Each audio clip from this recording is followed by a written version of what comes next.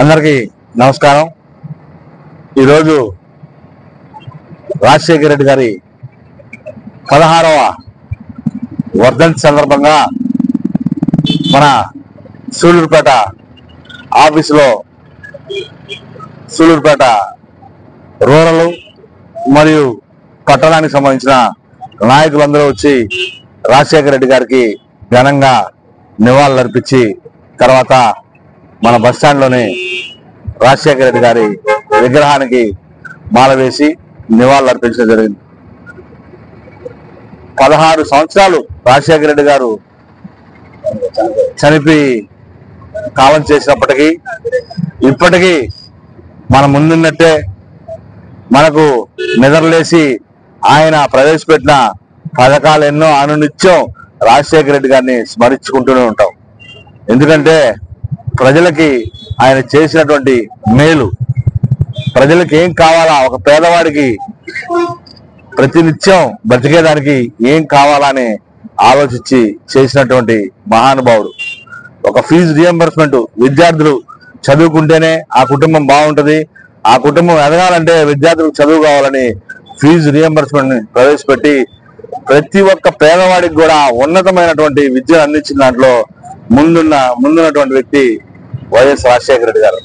తర్వాత రాజీవ్ ఆరోగ్యశ్రీ అనే పథకాన్ని పెట్టి దేశంలో ఎక్కడ కనీ విని ఎరగని రీతిలో కార్పొరేట్ వైద్యాన్ని పేద ప్రజలకి అందించినటువంటి దాత డాక్టర్ వైఎస్ రాజశేఖర రెడ్డి గారు।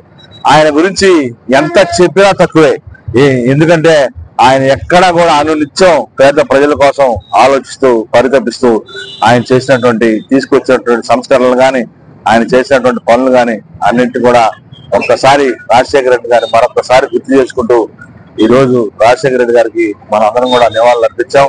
రాజశేఖర రెడ్డి గారు ఎప్పుడు కూడా మన పేద ప్రజల గుండెల్లోనే ఉంటాడు। అదే రకంగా ఈరోజు ఆయన వారసుడిగా వైఎస్ జగన్మోహన్ రెడ్డి గారు కాంగ్రెస్ పార్టీని